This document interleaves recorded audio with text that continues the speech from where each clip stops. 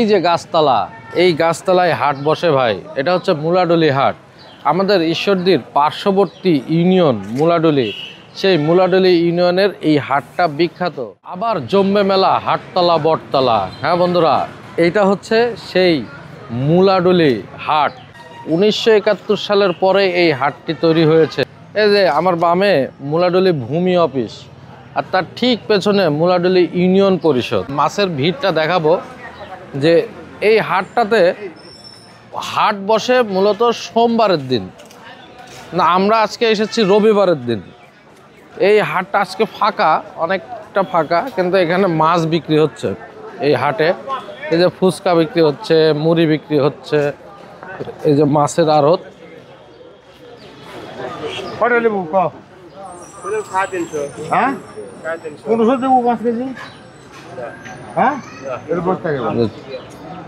পুঁটি মাছ, এটি কি মাছ ভাই? এটি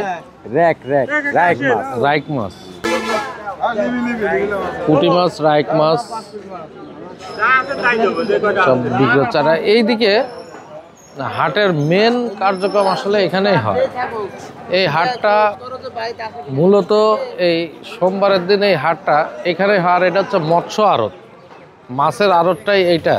এর পাশে আরো বড় বাজার আছে, আসেন আমি একটু দেখাবো।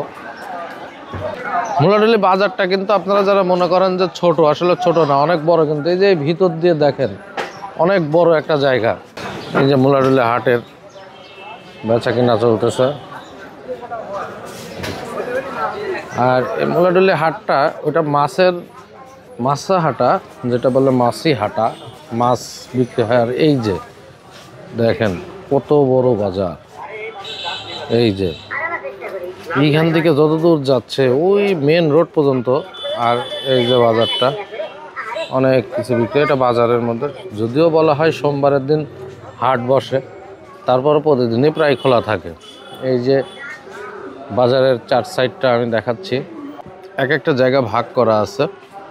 সবজি বাজার, মাংস বাজার, মাছ বাজার। মাছের তো আলাদা একটা আড়তই আছে, এটা কিন্তু বিখ্যাত এই মাছের আড়তটা।